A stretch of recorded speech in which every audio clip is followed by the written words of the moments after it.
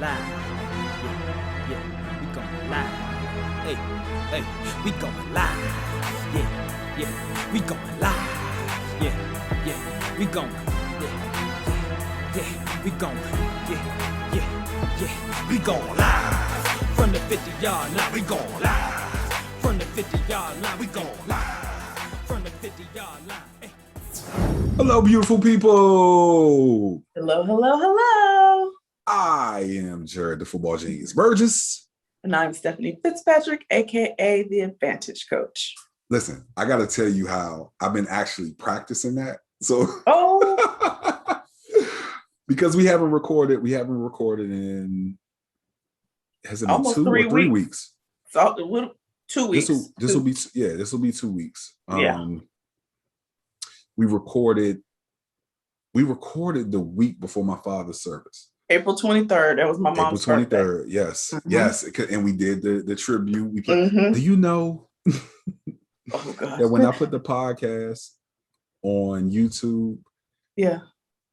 They sent us, it wasn't a cease and desist, but it was about the music. Yeah.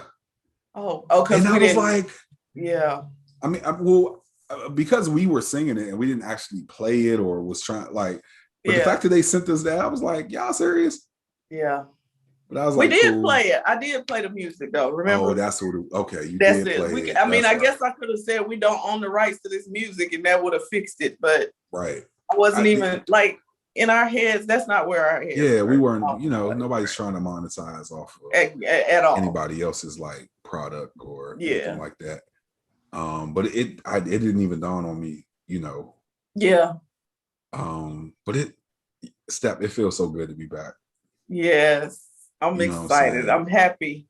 I'm happy to be back. Like I feel funny when we don't. Yeah. You know what I'm saying? And it was only 2 weeks. We've had like longer breaks that were a little longer than we. Yeah. It was 4 weeks. Yep. And so I miss this outlet. I miss this podcast. I miss our, exchange. Yeah. And I just want to let you know that I appreciate you, this whole time, this whole like journey. Because I've never been here before. I've never lost a parent. I've never done life without my dad. Yeah. You know what I'm saying? And so at every turn, and I get into my little moments where I'll like recuse myself and I'll like ball up into my little bubble, and you will not let me go through that. Not at all. I just want to let you know I appreciate you. And I appreciate all of my other like friends and family and loved ones who refuse to allow me to go into that ball. You know what I'm saying? No, we got stuff to do. Yeah. Big John Burgess would have wanted you to keep moving, sir. Of course. He's not going for any like breaks. None of this. He'd be like, why are you? No. Keep it going. Whatever it is, you got to keep going. That's right. So I love you, Dad. I thank you. Yeah.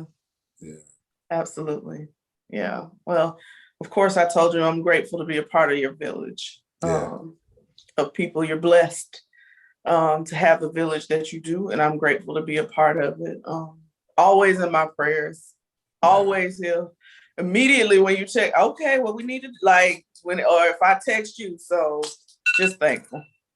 Yeah. Sorry, just guys. Thankful.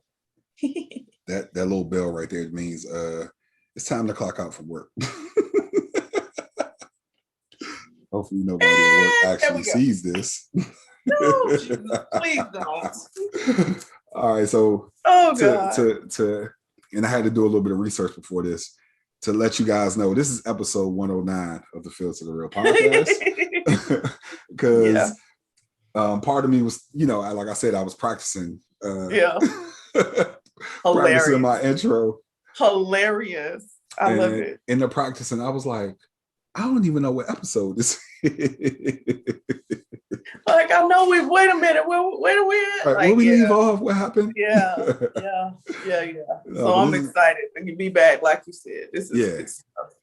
And we got a good show. Like, It's not long today, so it's good, but we got some good topics. We definitely got some good topics. There's some juicy stuff going on in sports world, y'all. Man, listen, let's kick it off with the Who's Really Right. You know what I'm saying? This is our bread and butter. This is our debate session of the podcast. Absolutely. And this week's Who's Really Right. And it's been a couple of weeks, but I think it's important for us to discuss. Before we discuss the question. Yeah. I meant to tell you, I could not see when you sent me like our draft picks. Oh, yeah. I think I did pretty well. Yeah. You want to let's go over them right quick. Because I was like, wait a minute. Like, I think I did pretty well. So I'm gonna pull up the draft selections. Mm-hmm. And then I'll read off what we did. Mm-hmm. And what actually happened. Okay. Yeah, I meant to say it before we started, but I just thought about no, we can't just ignore the fact that we can't. Yeah, because we made our picks. Mm-hmm. All right, so pick number 1 in the NFL draft, we both selected Trevor Lawrence to the Jaguars, and wouldn't you know it, lo and behold, the Jaguars selected Trevor Lawrence. Yeah. For the Jets, you selected Mac Jones. Okay. I selected Zach Wilson. Okay, you got that one. The Jets selected Zach Wilson. Okay. The 49ers, we both went with Justin Fields. And that didn't. And we were wrong. They selected wrong. Yes. Okay, so for the Falcons, we both selected Kyle Pitts, and we were both correct with that one. Mm-hmm. Now for the Bengals, you selected Jamar Chase, and I selected Penei Sewell, and the Bengals selected Jamar Chase, so you were right on that one. Mm-hmm. For the Miami Dolphins, and this was from the Eagles. Philadelphia Eagles, right? Yes. You said Zach Wilson, I said Devontae Smith, and they actually went with Jalen Waddle, who is the other receiver or another receiver from the lesser known. Yeah, kind of to me the lesser known of the two. Yeah. The Lions, you selected Penei Sewell. I selected Jamar Chase, and they actually went with Penei Sewell, so you were right on that one. The Carolina Panthers, you selected Devontae Smith. I selected Patrick Surtain, and I was shocked to find out that they actually went with J.C. Horn. Right. Like what? I was shocked. If Patrick Surtain's still on the book, you would go with okay. Yeah. And I'm sure he is going to really he's going to show out because of that. Yeah. Patrick Surtain. Oh yeah. Of course he will. That's a snub. The Broncos selected Patrick Surtain, which is the pick that you selected. You selected Patrick Surtain. He was the best cornerback on the book. Right. Why would you go? Anyway. Right. Okay. So, they selected Patrick Surtain. You called it. I said Mac Jones. And so for our 10th pick, the Eagles actually jumped up to take this pick from the Cowboys. Yeah. And so you went with J.C. Horn.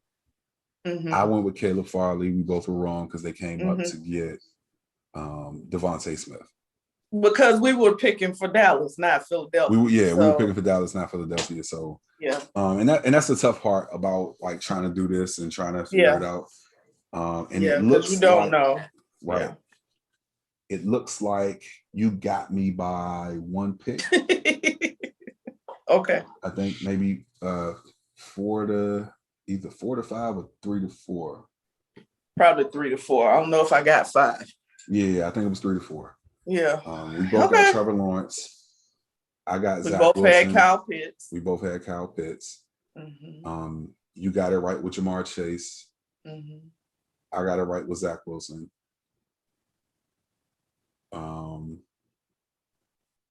You got it right with Penei Sewell. Mm-hmm. You got it right with Patrick Surtain. So that's 4-3. Okay. Yeah. All right. Always who's really right.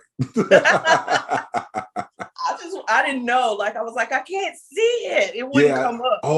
When I sent it to you, it didn't come up. Yeah. So when the draft was on, I was trying to keep. I was like, God dang it, I can't see it. I didn't get the because of. That's why I didn't respond. I didn't even reach back out. I was like, this ain't important. Just you'll be okay. Yeah. So after that, for this who's really right, our look is we're both going to choose who we think the team is who did the best in the draft. Mm-hmm. Clearly, we don't think it's the Panthers. We definitely don't think it's the Panthers. Because y'all picked J.C. Horn. Like, what was that out of your butt? Yeah. Okay. So as mostly ladies first, who do you have? All right. So I'm going to disclaimer this before I say my pick. This has absolutely nothing to do with the fact that this is my team. Mm-hmm. Okay. So anybody don't even go there. That's not what this is about. Okay. I am being subjective in my pick for this to say that I think that the Atlanta Falcons, objective in this, to say that I believe the Falcons got the best, and I'll say that made the best pick because they picked the best player in the draft. Period. Well, and so when we talked about this, my biggest thing about that was Kyle Pitts was the best player in this draft. Absolutely. And because, when we come to these things, especially with who's really right, we come to these things, I think for the most part, we kind of have an idea of which side each of us are going to be on. So in thinking this, I knew you weren't being biased when you, in my thought pattern. Like, okay, Steph is going to pick the Falcons because honestly, they got the best player in the draft. Absolutely. And that's no shade to Trevor Lawrence, but I think that Kyle Pitts is a better tight end than Trevor Lawrence is a quarterback. And that's no shade, that's no diss to Trevor Lawrence. And the impact, it's the impact for me too. Like you brought in a coach whose philosophy is two tight ends. Mm-hmm. So you needed Hayden Hurst is on one side. You needed that other beast on the other side, right? So it from a football game planning standpoint, as well as the talent level, it just made sense. It was a great pick. Yeah, totally agree. And that honestly would have been my choice if I didn't. You didn't know your sister so well. Right. So instead of going for, I knew that he was the best player in the draft. Yeah. I went for the best value in the draft. And so him being picked at 4 made sense because the 3 teams ahead, they all were looking for quarterbacks. And so regardless, even though I feel like if I'm an NFL GM, I'm drafting the best player in the draft and I'm going to let the chips fall where they may. Yeah. But I do understand that I can't just think about the football aspect as a GM. I also have to think about, the fans and what they would have had a conniption if you didn't draft Trevor Lawrence. If the Jaguars drafted, and we'll get to this later, if the Jaguars had drafted Kyle Pitts, they would have 6 tight ends on the roster. And no quarterback. So who's still throwing the ball? Right. Yeah. So no, but I went with the most, I guess, the value of the draft. Yeah. The entire season, the entire college football season, the analysts were going back and forth with who was the best quarterback in college football? Was it Trevor Lawrence or was it Justin Fields? Right. And I don't know what happened at the end of the season where everyone just forgot about what happened during the season and decided that Zach Wilson was number 2. Yeah. Trey Lance was number 3. Mm-hmm. And so for Justin Fields to fall to number 12, I think that was the best value because the Bears actually had to trade up to get him. And I think they got their guy. I do too. When Mitchell Trubisky got drafted out of North Carolina, my first thought, and I'm being 100% honest about this, is that he didn't have enough time. And I was like, I don't know if he's going to have the impact. It's one of those things where, those coaches get so like, oh, let me get this shiny enamored about, And I feel like that's kind of what happened with Trey Lance, and I don't want to wish that on him because he's a black quarterback. But it is that sparkle. It's that sparkle. You're looking for the shiny thing. Yeah. You're looking at the shiny thing instead of like, this is the durable thing. We know what this is. Right. And it's like the 49ers like, well, he has this ceiling, but and I get it. It's okay. They're lost. Yeah. They're lost. And he feels like he's the quarterback whisperer. The whisperer. Yeah.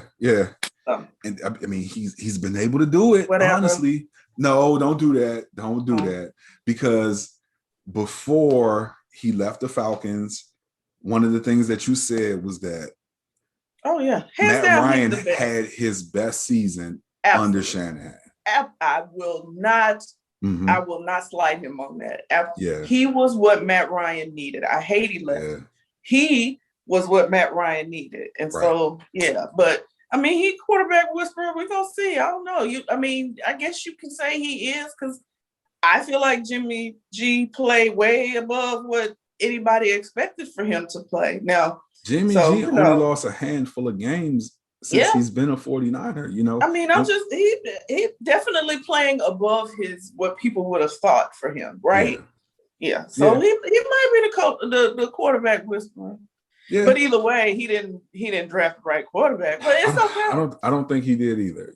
I think if Justin Fields is sitting there and all that he has accomplished, and this may be one of those things where it's kind of like, it might be subjective on my part, right? Because I heard about Justin Fields when he was a sophomore in high school.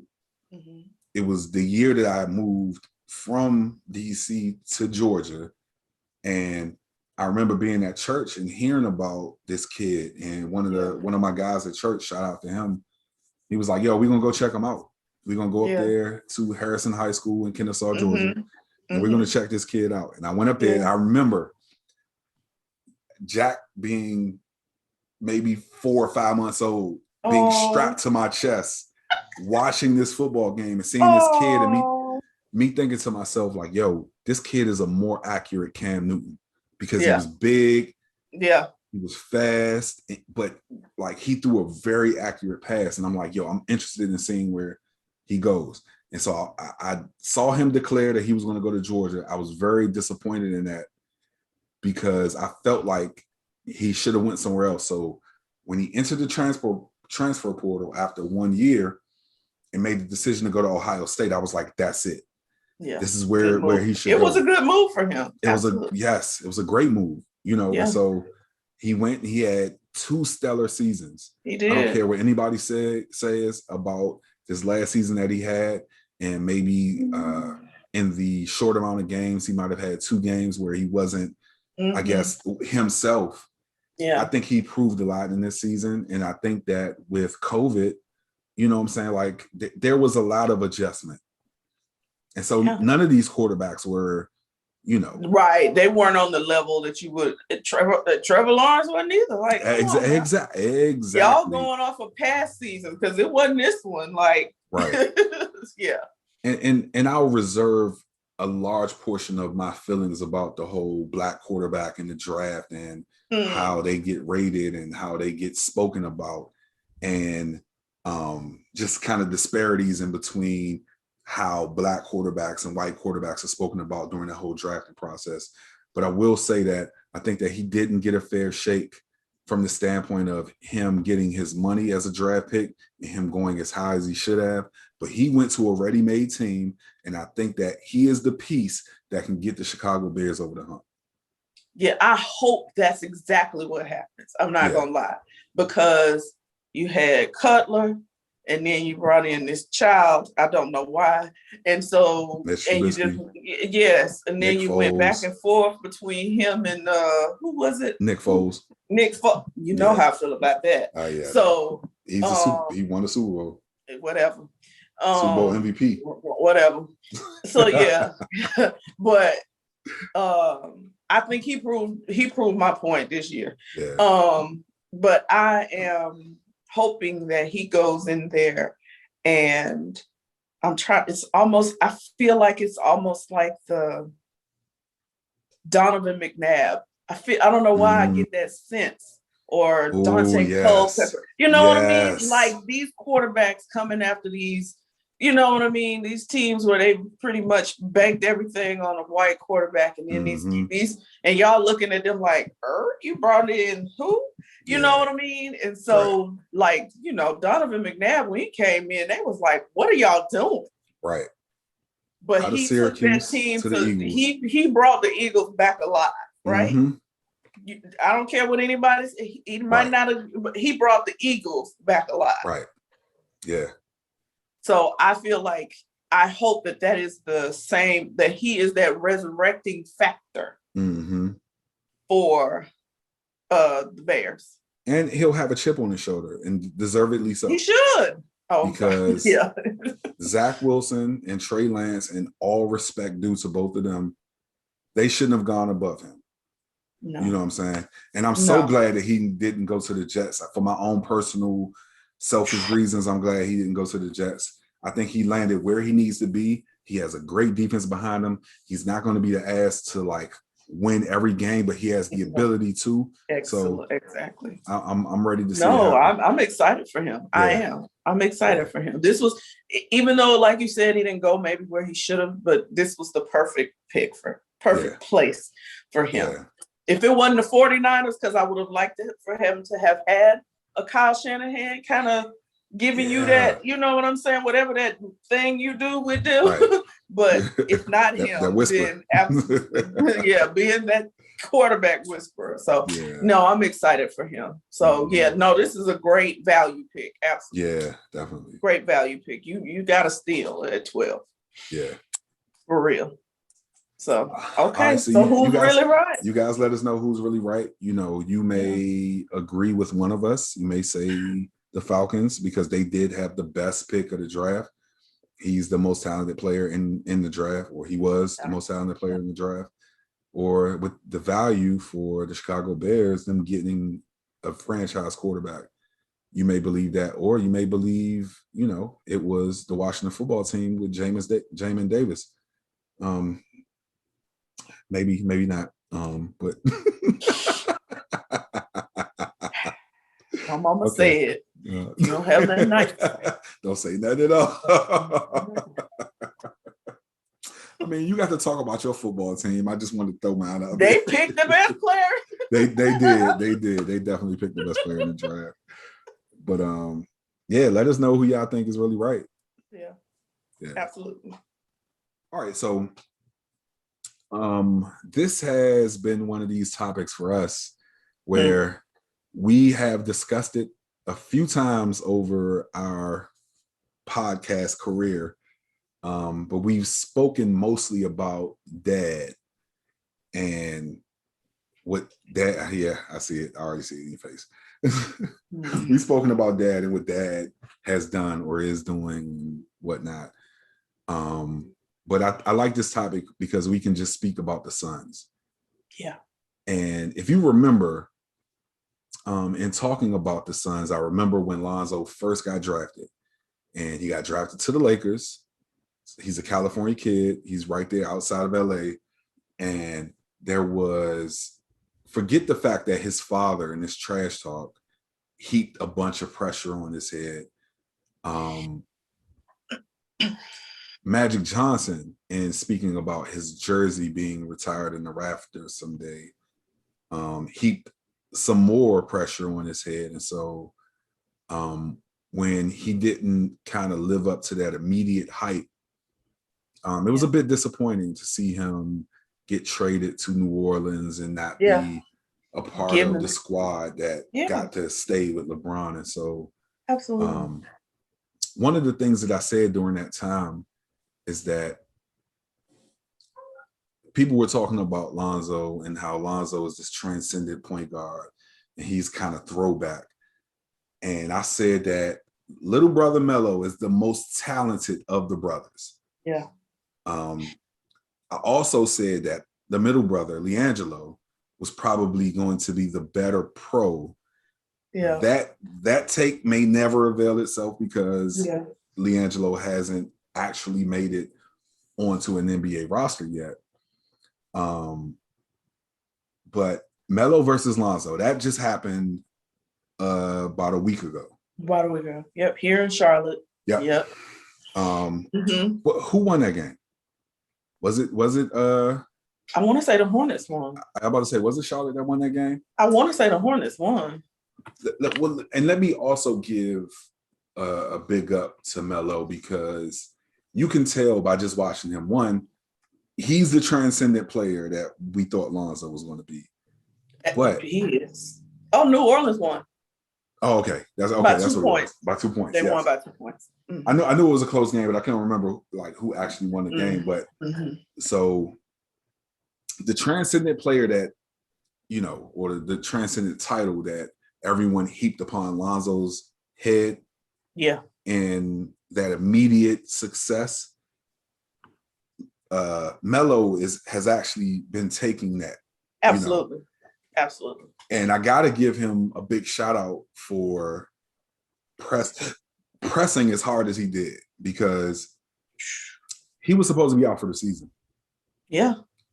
And because he had that rookie of the year in his clutch. He said, I can't let this go right. Not like I got to come back.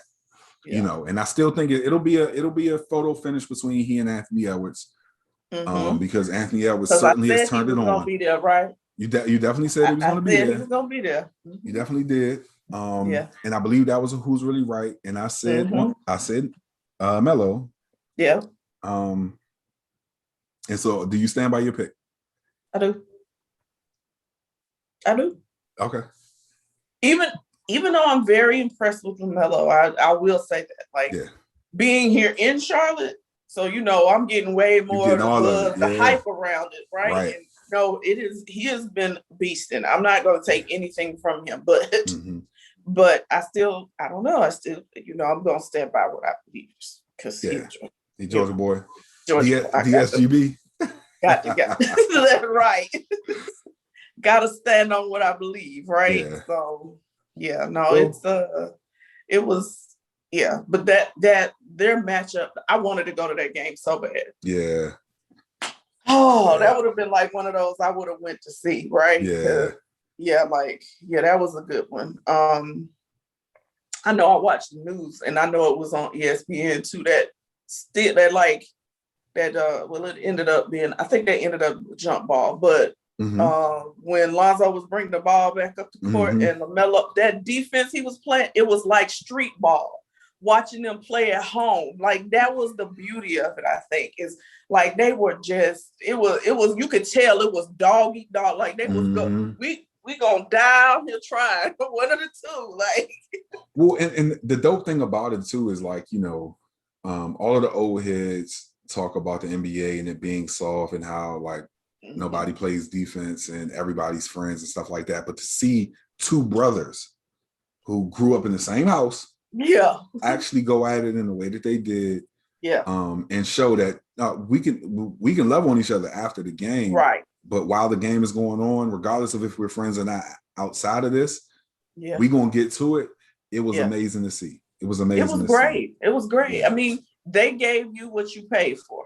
Right. If you went to that game, they gave you what you paid for. Right. Yeah. I think Lonzo had 12 points that game and Melo had 22. 22. I mean, and I'm not a stats person. But because really the thing was, well, who won? That was everybody's thing. Who won? I don't think anybody won. I think it was just, you want to talk stats? Yeah, it was probably Melo. Mm-hmm. But if you want to talk that was one of the best displays of basketball. Mm-hmm. Like, I love that street ball mentality kind of way they played. It just, all on the flow.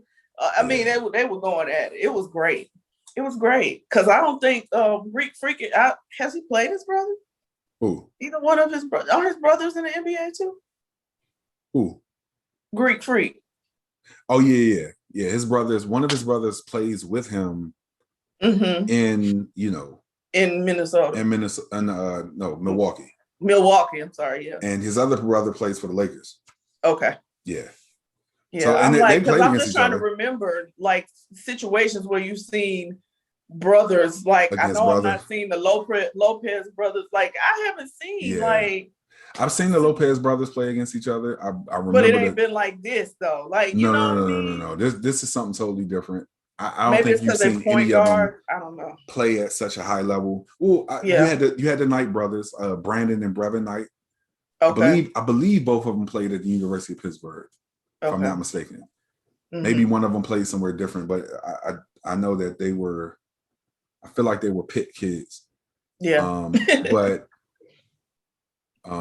that wasn't even at this level, No, this game was spectacular. Their game was spectacular. Dominique even Wilkins when Steph and Steph played. Steph, yeah. No. This was something special. This was a treat. Yeah. And it'll be a treat for a while. Yeah. I hope that LiAngelo gets the opportunity. I think they should be able to overcome like their dad. And it's hard to because of how their father is, it's hard to root for them. But I have removed him from my thought process with these boys and trying to live, because they want to be seen as just basketball players, themselves. Like men who play basketball like everybody else. Like, I feel like they have removed themselves from their dad. Yeah, definitely. You know what I mean? Like, they have said, okay, the foolery, we can't do this. We ain't gonna be able to do it. We ain't gonna be able to do it. So I feel like they've removed themselves from him. And so this is I'm trying to be respectful of that and mindful of that and look at them not as the foolishness of their father, but them. Two men playing basketball at a high level, period. Definitely. Shout out to them being their own men. Yeah. Shout out to because that's tough when you got something like that going on. So good stuff. All right. Let's jump to this. I alluded to it earlier with Kyle Pitts being taken by the Jaguars because by the Falcons. Don't do that. No, I'm saying if he had been taken. Oh, had been taken by the Jaguars. I was like, don't do that. No, because he was the best player in the draft. Right. He should have went number one overall, but you know.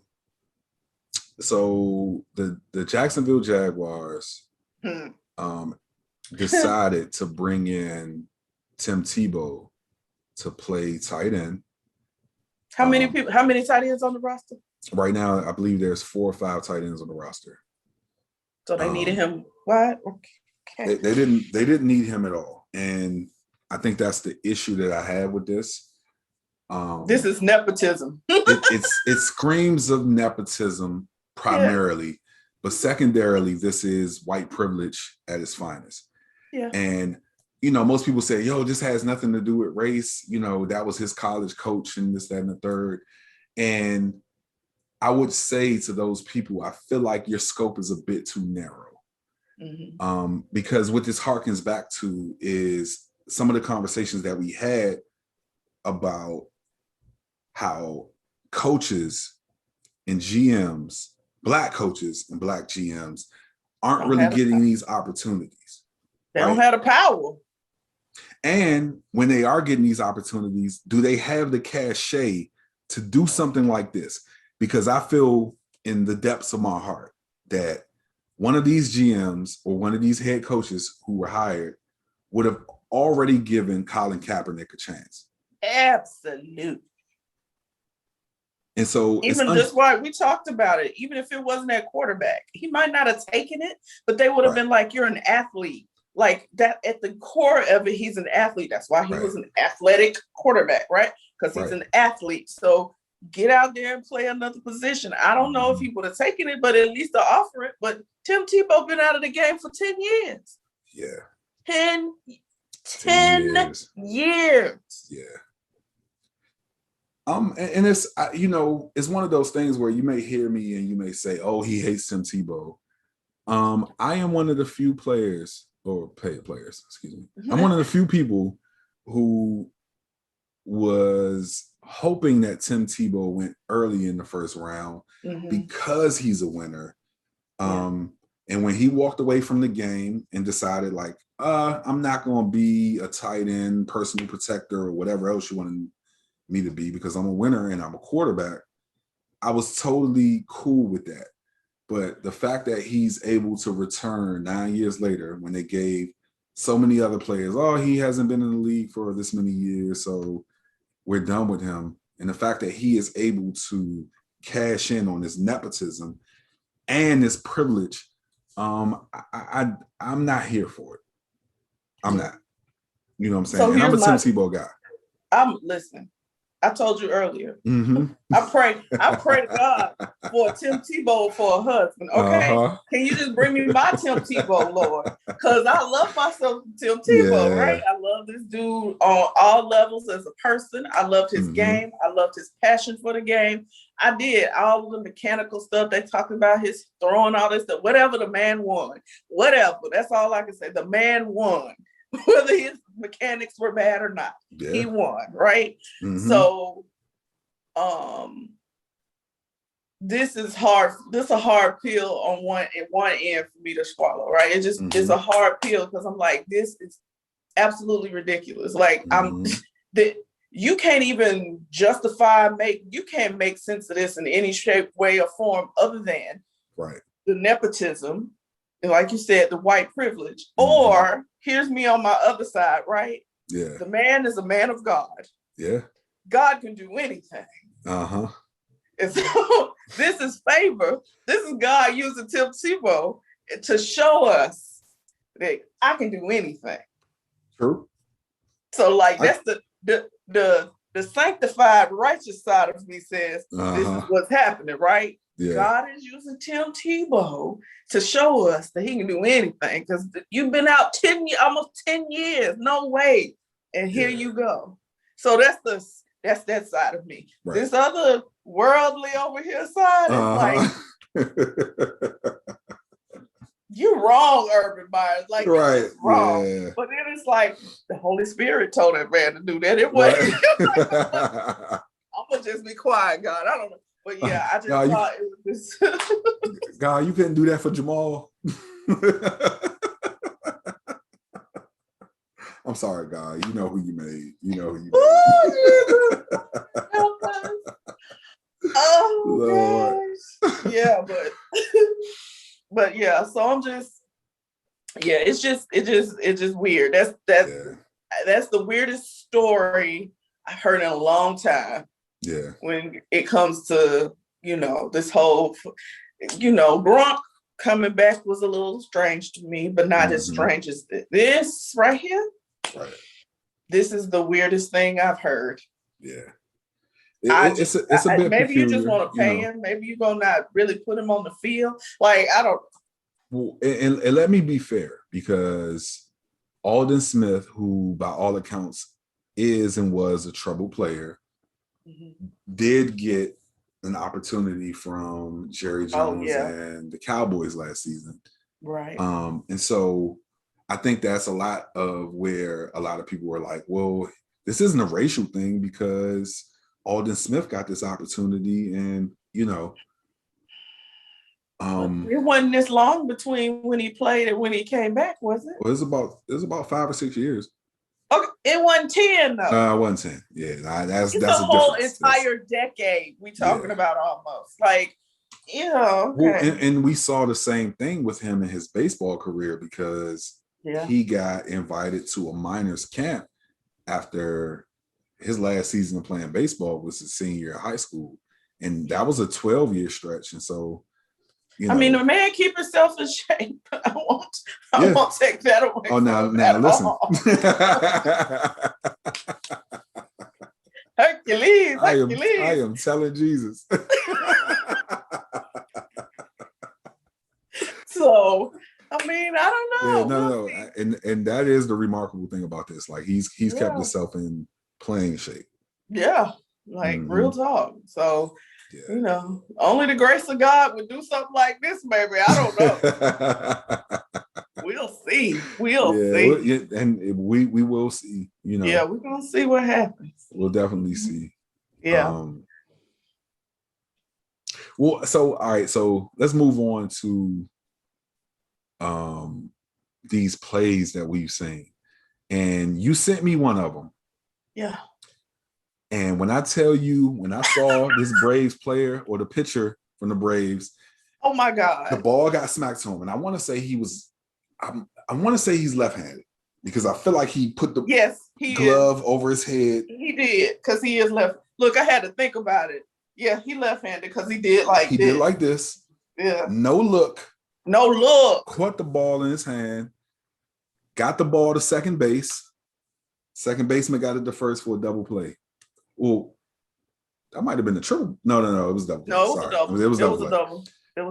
Because it bounced to him. It was a bounce and it hit him in the listen. That was one of the best defensive plays I've seen in baseball in a while.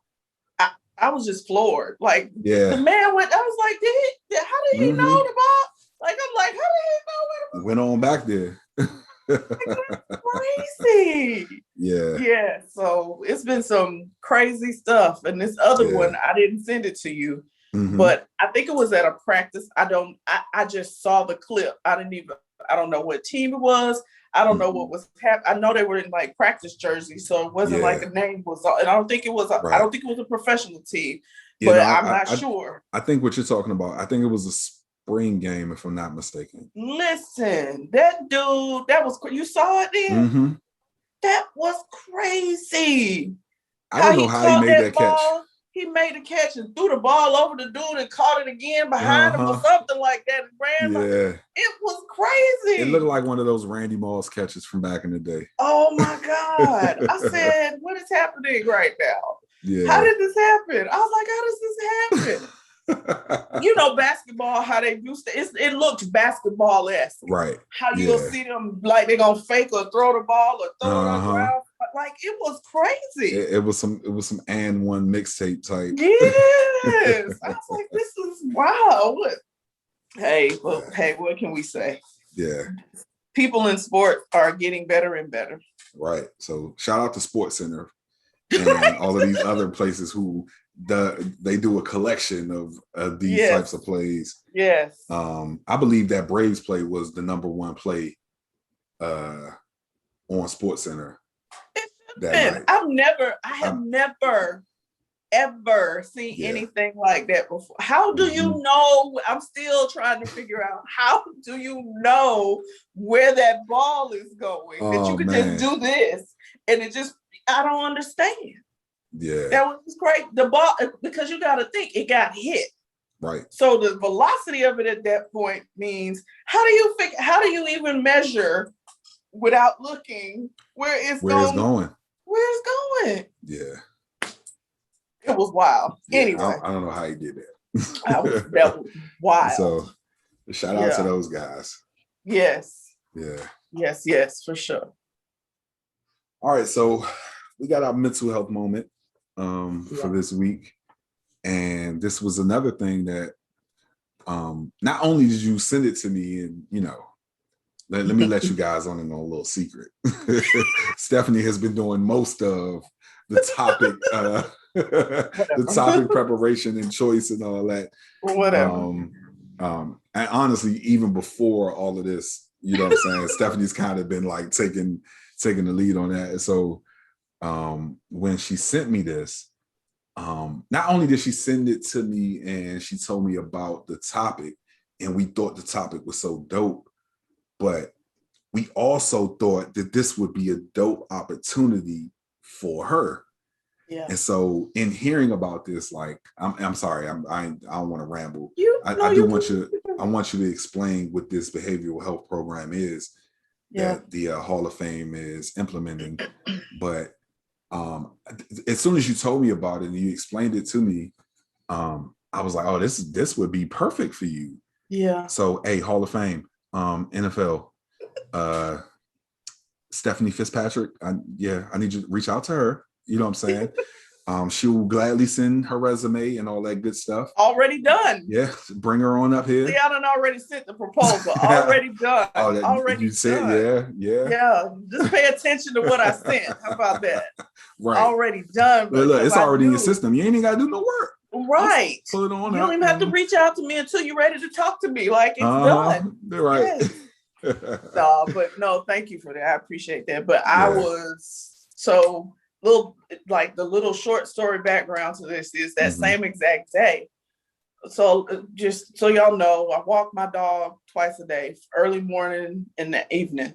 So early morning, I'm walking the dog and I hear God say to me this, it's like I hear him say, I'm talking to him, I'm praying, I'm asking for things. I'm like, God, I want to get back to working with my athletes, blah, blah, blah.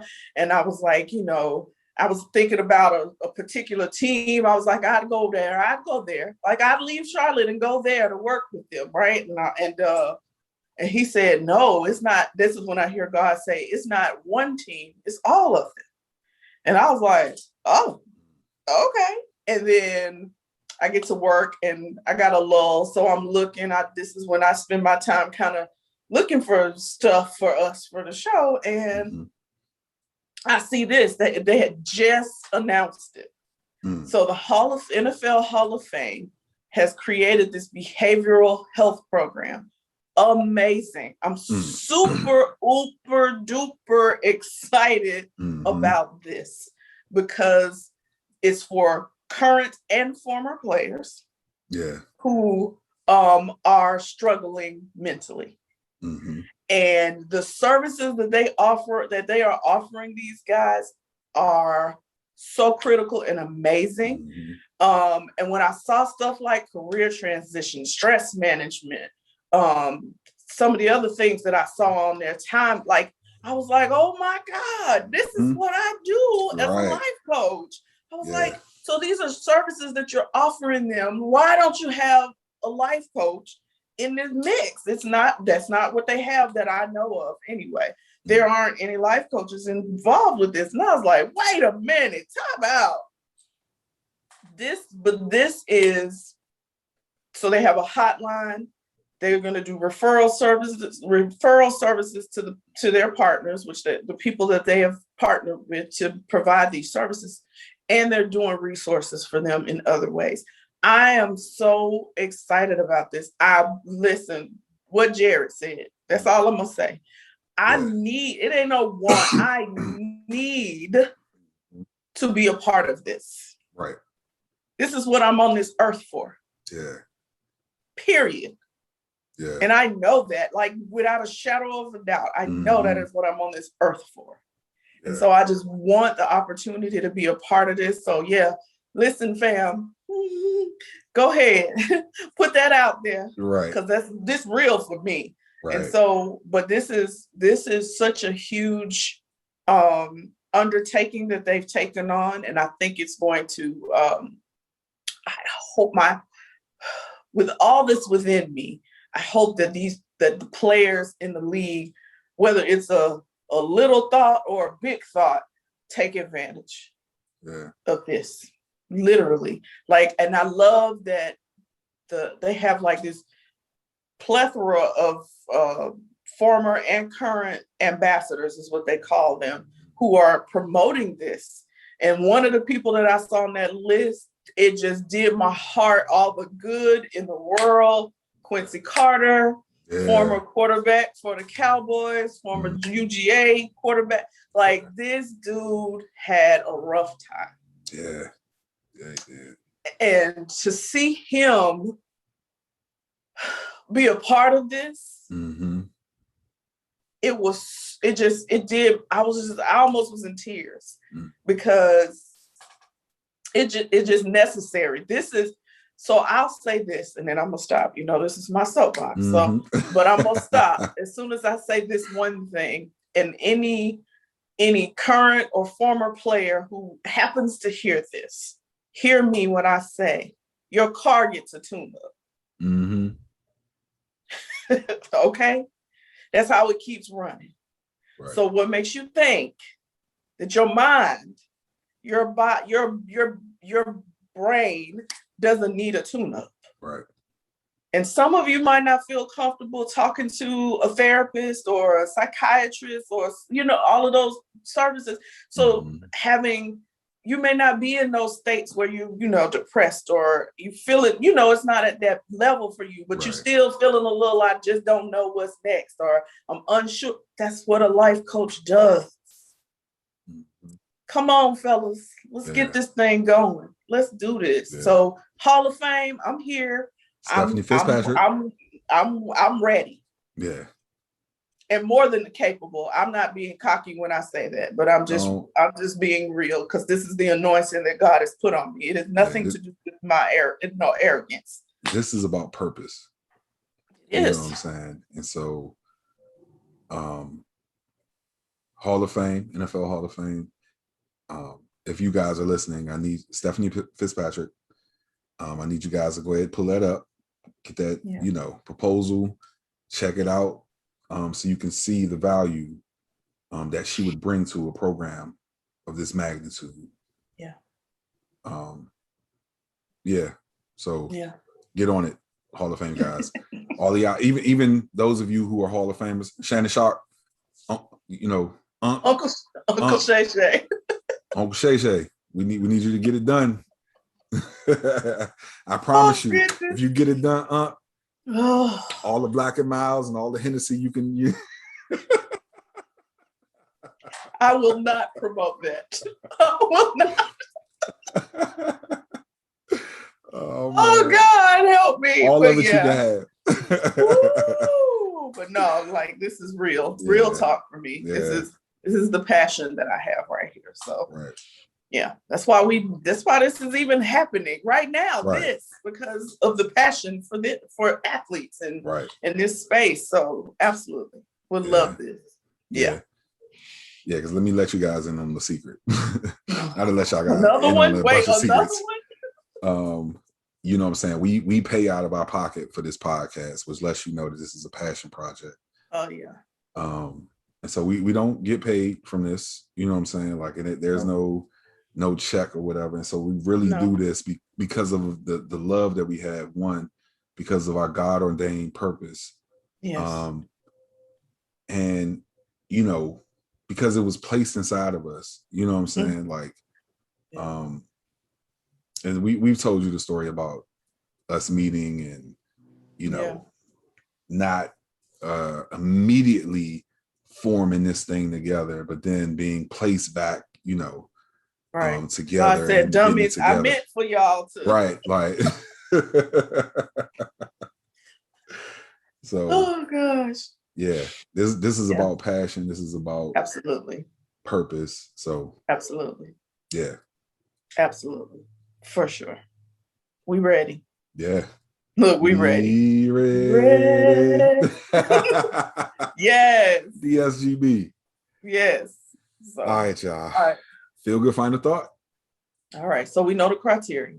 Yeah. Look, listen, I'm going to tell you, I looked down at it just a few minutes ago and it took everything in me to stop. You know what I'm saying? The eyeball sweat. Yeah, it took everything in me just now. I'll talk about it. I got it. I got this one. Okay. I got it. So our feel good final thought this week. I didn't see it at the game. I saw the after when they were talking about this afterwards. Karl-Anthony Towns, who unfortunately lost his mother last year due to COVID. Mother's Day, they had to play a game. And he was unconsolable. And his dad it was just a beautiful scene. So literally just imagine he's on the court, he walks over to his dad who's in the stands, and he just threw his head into his dad like, I can't do it, and his dad is just holding him and consoling him. And this was, to me, beautiful on so many levels. One, fact that dad was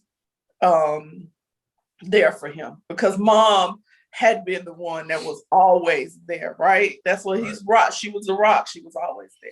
So the dad has kind of taken that mantle to be there for him like that and support him, but to also see two Black men and see this young dude and his dad embrace the way that they did, and also to see him be okay with letting his emotions show, right? Yeah. Just like, I'm proud of you right now, bro, because that's exactly what it's about. Letting those emotions out, y'all. You know, it's hard. This is a hard thing. Grief it's never easy. It never goes away. And so I have encouraged my brother to let it out when he feels it. And so I'm proud of you that you are, because this is what we need to see more of, honestly. Like, y'all see Jarrett. Jarrett's a large man. Right. Let's not mix words here. Jarrett's a large man. Yeah. So typically what we hear, what we see is, oh, we don't do that, right? Right. But I love that you are doing that. This is what I love about Brandon Marshall too, because he's willing to just be vulnerable, right? No matter what. Everybody else on there try to play machismo. He is like, no, I'm letting them flow. If that's what's going on, this is going on. And so I'm proud of you for letting it go right now. Yeah. Like, it is okay. I can imagine seeing Karl-Anthony Towns with his dad and how that had to make you feel, because I get it, but I thought it was just a beautiful story of love and support. Sad, and it just evokes all these emotions, right? Yeah, definitely. You proud of them for being able to be vulnerable, but you're sad for them because you lost your mama to something that she ain't even have. Like, you know, it's just all the mad because you had been right, Cheeto, we wouldn't be good. You know, all kind of stuff goes through your head, right? So it's just it's the truth.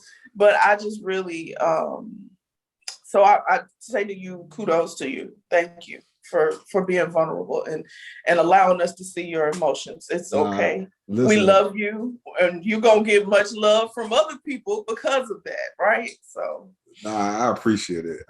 When you said, you know, that you were going to take this topic, I was like, yeah, thank God, because I don't know if I could like talk without my voice cracking or whatever, you know. And I watched that clip of Karl-Anthony Towns, like, you know, burying his head in his father's chest, and I just, you know, thought to myself, like, yeah, that would have been me. You know what I'm saying? Absolutely. Anybody who knows me knows how close my dad and I were. Yeah. And they know, even with me growing up being a mama's boy, you know what I'm saying? Just how close me and my dad were. Yeah. I think I shared the picture of, you know, me and my dad after one of my last college games, and you know what I'm saying, him just being there, and you could just see that he would walk around with this arrogance, like, yeah, my son plays for Howard. You know what I'm saying? Right. And like I said, I think I may have said this before we started recording. Just my dad always knew what I needed, you know what I'm saying? Whether it would be a kick in the pants or, you know what I'm saying, a hug, and like, son, I love you and I'm proud of you. Yeah. So to see, to bring back around to Karl-Anthony Towns and this feel good final thought, to see, like, you know, his father knew when he came over there, like, what was up. He knew what was up. So, That's a beautiful thing. Yeah. That's a beautiful thing. That whole, like, I love that your dad was that way with you. And I just think that is a beautiful thing. Like it just is special. Yeah. What definitely. we see in society when it comes to Black love, especially when it's about a Black man and his son, or it's rare that we see it like that, right? It's rare that we see that raw, real emotion like that. And I just loved it. And it was a beautiful thing. It's not beautiful in that, not the reason he was crying, but beautiful in the totality of what was happening. Right. Yeah. So prayers to him. Definitely. I mean, it's been almost a year ago now, and it doesn't, I promise you. So I say this to anybody because I do grief support as a part of my job. And so I'll say this to anybody who is grieving, because it's a lot of people who are grieving. And grief doesn't have to just be about loss of a person. It could be a marriage. It could be a job. It could be anything. But when you experience grief, understand two things. One, it happens. It's ebb and flow. So you'll feel good. You might feel good at this hour, and then the next you don't. Yeah. And I'll say the only other thing, what have I been saying to you? Feel how you feel. Feel your feels. Just let it rip. Like, I am not a proponent of holding things in. So that's why I said I was proud of you, because you just let it out, even in that moment. Like, just feel how you feel. Right. Yeah. And like, nobody can tell you how to grieve. I tell people when I make this joke about, and I promise I'm gonna make this short. I talk about how, like, growing up, my dad wasn't like about the crying. You know what I'm saying? He would make this joke, and he would say, like, the one thing I can't stand is a grown man crying. Right? Oh gosh. No, and the funny thing about that is, like, I think that there was a kind of this over, like, I'm raising this son in the city in this, very dangerous environment. He can't be soft, right? And so I remember the very first time going to therapy, right? And I remember talking about that. And then I remember, like, my dad going through something and actually watching him cry. And I'm thinking to myself, ain't this the same dude? It's the same dude. Right. Yeah. Because see, like, I know crying. When I met your dad, that's not the dad. I know he would have been the crier. He would have cried if he did. Yeah. And it's funny in that moment, like, I didn't see a lot of that before. And I think that was kind of one of those things. Let me overcorrect as far as, like, I don't want my son to be soft. Let me make him tough. I don't want him to, I don't want him. And this is the thing that he used to say. And I think that there may have been on my end, like a transference of this. He didn't like whining. Okay. I think that, whining, I get that. Like, that's not soft. Whining is more because I know what I know of your dad. Right. And his spirit and how he was, it was go getter. Right. No matter what, there's no obstacle I can't overcome. I know God, and no obstacle I can't overcome, kind of thing. So I think whining means I'm complaining, and that's nothing we should do, right? Exactly. God don't want us to complain. You just need to ask me what you need and trust me with it and keep it moving. And I think that was your dad's philosophy. That was it. And so for him, like, whining means you not having faith. What are you doing? Right. So that part right there was just so funny to me. I'm like, but I'm glad he cried in front of you. He did. Good. He did. And he boo-hoo because, and I don't remember exactly what the circumstance of, like, him crying, but I do remember it being, like, a very emotional thing. And that vulnerability that he displayed. In fairness, he had always displayed, like, a level of vulnerability, but, like, just in crying in that moment and being vulnerable, I was like, man, my dad is crying. Like, this is crazy. What's going on here? What's happening here? Yeah. No, but that's good. I'm glad you got to see that. I'm glad that, because look, grown men, real men cry. Period. Yeah. Indeed. Period. Indeed. So, all right. Show picks. What you watching? two quick ones, because the one I've been holding for these 2 weeks. Okay. Amateur, the movie. Basketball? Mm-hmm. Is that with Lil Ghost? Yes, Power? the little guy Yes. when he was 15, Yes. and yes. Ah, yes, I saw that. Oh, that was so Oh, that good. was a good one. That was a good one. Was so good. And it's so this whole, I think it was apropos for them to bring it back now with the whole NIL thing, because that was essentially what was happening, right? He was trying to figure out, like, how I'm gonna feed my family. Yeah. And not, you know what I'm saying? This opportunity has been taken from me. What do I do now? It was really good. It was a great movie. So I tell anybody, go watch Amateur. It was good. That was a great movie. That was a good one. The second one is just ratchet, but it was good. It's a show, The Upshaws. Have you seen that? With Mike Epps and Kim Field. Oh, listen, I gotta see it. I gotta see that. Listen, let me tell you something. It's just ratchet, but it's hilarious. It's Wanda Sykes, Kim Fields, and Mike Epps. Listen, let me tell you something. Me some Wanda Sykes. You know what she's those from, right? Idiots right there. you know what Wanda Sykes from, right? She from DC? Yeah. Oh, I didn't know that. Listen, that show it's funny, but I'm the Christian lady, but listen, it's some cussing going on, okay? Yeah. Because it's a Netflix show, so they get to cuss, okay? So they just know there's some cussing going on, but it is really wretchedly fun. Yeah. Let me clarify with Wanda Sykes too. So she was born in Portsmouth, Virginia, but when she was 3, I believe, they moved to PG County. Okay. So she grew up in PG County. Okay. Yeah, I just had to throw that in there. It's okay. It's my whole DC and nothing. I know. You got another one there, right? Because something really big just got announced for your alma mater. Listen, y'all don't understand. Y'all don't understand. That is so hyped. I'm so hyped about it. This is so dope. Growing up, when the Cosby Show was in its prime, and we were living in the Southeast, and even when we moved uptown, all of my friends would call my mother Claire Huxtable. Claire Huxtable. You know what I'm saying? Like, and if you ever been around my mother, you can see, like, they have the same disposition. Yeah. They kind of have the same mannerisms. And so, like, and they even slightly look alike. If you see pictures of my mom when she was younger, you know what I'm saying? Like, you could see, like, oh, wow, yeah, that's Claire Huxtable. Yeah. You know what I'm saying? So I've always had a love for Felicia Rashad. Yeah. But to find out that she is going to be the new dean of fine arts at Howard University just did something to me. So dope. Look, I sent that joint to you immediately. You're right. Yeah.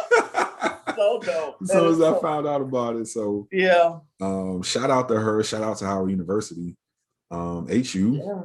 You know what I'm saying? It's that's love. I was so happy to see that. No, that's amazing. So yeah. All right. So what you watching? I'm sorry. I just needed you to throw that out there. I finally went back and watched one of the shows that you told me about. Okay. Family Reunion. Yeah. Good, right? Finally watched Family Reunion, and I really like that show. I do too. I really like I'm a Tamara fan anyway. Yeah. But yeah. Yeah. So I'm a big fan of her too. Loretta Devine is hilarious. I'm a huge Loretta Devine fan. Yeah. And I talk about her being the ultimate mother. Between her and Jennifer Lewis, they are the ultimate mothers. That's an idiot right there. Yeah, bro. Oh my God. Yes.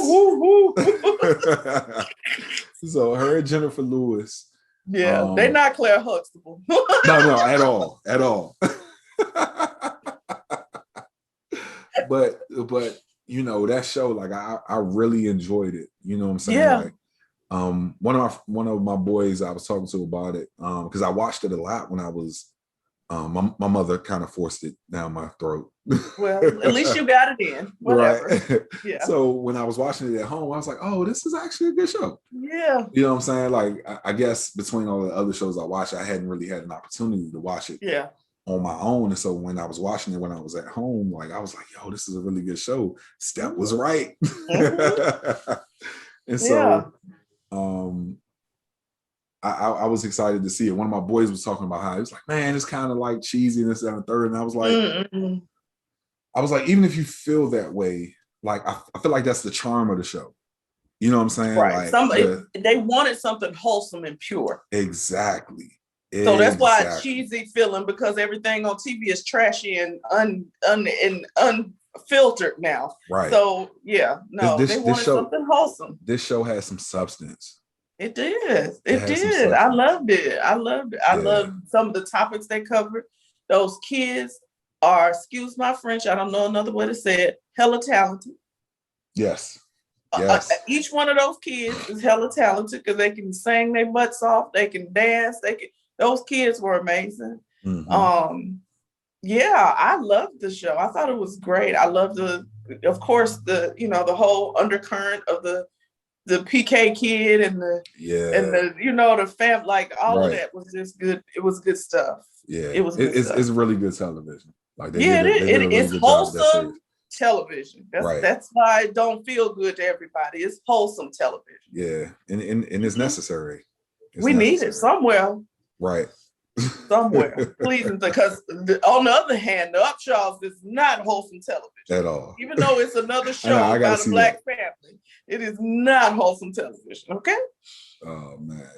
I mean, literally, Mike Epps got. So the premise of the show is they've been together their whole lives. They got an older son, 2 daughters, but somewhere in there he had an affair and got a son. So they call them the ghetto twins. Because his wife and the mistress had a baby at the same time. Okay. Oh. So they call them the ghetto twins. Oh, it's horrible. I'm telling you. It's ratchet. Lord. Just get ready. It's ratchet. But it'll make you laugh now. Oh, yeah. Listen, I'm going to watch the first episode of that tonight. Okay. Let me know what you think. Is that Netflix? Yes. I'm going to text you as I'm watching this. Okay. Let me know what you think. I was like, this is the star-studded cast right here when you get Kim Fields up on here. Oh, man, right. And I love her as an actress. Like, yeah. I love the fact that this is different for her. Like, this is really, like, her playing Ratchet is different for her. Oh, absolutely. She's so far from that. Exactly. You know what I'm saying? So she's so far from that. So you go, she's not as ratchet as Wanda or as ratchet as Mike, okay? Oh, okay. But yeah, she probably won't be able to pull it off. She's pulling out a little bit. Like, every while you'll see. Yeah, but it was good. It was good. So, all right, we're at the end of another one. At the end. We definitely appreciate you guys. Our apologies for the brief break. No, we don't apologize. No, we don't. Well, so I'm sorry. No, we don't. Okay. We won't. We will not apologize. No, we're not apologizing. We're unapologetic. I am sorry. I love you all, but no, life happens. We are. You know what? We have talked about it, and maybe we'll do it now because this is kind of giving us the incentive to do so. That when one of us has to be out, we find somebody to kind of work with the other. So maybe that's what we do if we just need to keep it going. But I'm good. Listen. Yeah. Y'all better get over it. Love y'all, but don't make mama come out over here. No, definitely. My brother needed his space and his time, and y'all were gonna give it to him. We would have had another day if he had said he wasn't ready today. Right? Yeah. Nah. I was like, we gotta get back to it. Like, okay, but I was ready to do it. Yeah. You get as long as you need. That's what I say. Oh man, yeah. Man, you know what? So what I'll say is, thank you guys for bearing with us as we, you know what I'm saying? There you go. We're not apologizing. Took a brief pause, you know what I'm saying? And so we certainly appreciate it. We thank you guys for continuing to ride with us. I was looking at the YouTube numbers, I was looking at the podcast, the audio numbers, and I was like, wow, like folks have continued to listen, and I appreciate you guys for that. We appreciate you guys for that. Absolutely. If you want to hit us up, you can shoot us an email Let us know what you think about the show, what we need to change, what we need to keep doing. If you want to be a part, hit us up at field2thereal.podcast@gmail.com. Reach out to us on IG at the same field2thereal.podcast. You can hit us up on Twitter at field2thereal.P1. Thank you to my friend, by the way. Thank you. Yes. B. Yes. Thank Brandon. B. Yes. Yeah. Thank you. Appreciate you, because he certainly tweeted us and was like, well, I'm gonna just go ahead and watch this episode of the Field to Real podcast while I'm sitting here trying to get this gas. Yeah. I think he was stuck in line at the time. So we appreciate you, man. Thank you so much. And honestly, like you always kind of comment and kind of show us love. So we truly appreciate you, Brandon. Yes.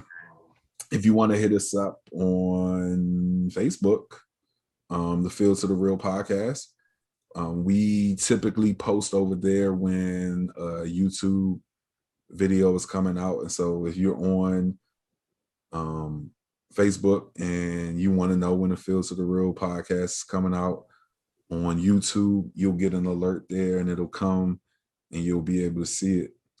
I think that's it. Is that every platform? That's it. All right, tune in and watch us, or listen to us, every Friday at 4 p.m. And you can watch us starting every Monday at 8 p.m. On YouTube. We truly thank you guys. We appreciate you. We love you guys so much. Yes. But we out. Yes. Peace. Peace. Go ahead now. Let me see. Put the fingers up. No middle fingers here. Thanks. Man. Bye. Now put the cameras on me, put the cameras on me, put the cameras on me, put the cameras on me, put the cameras on me, put the cameras on me, put the cameras on me.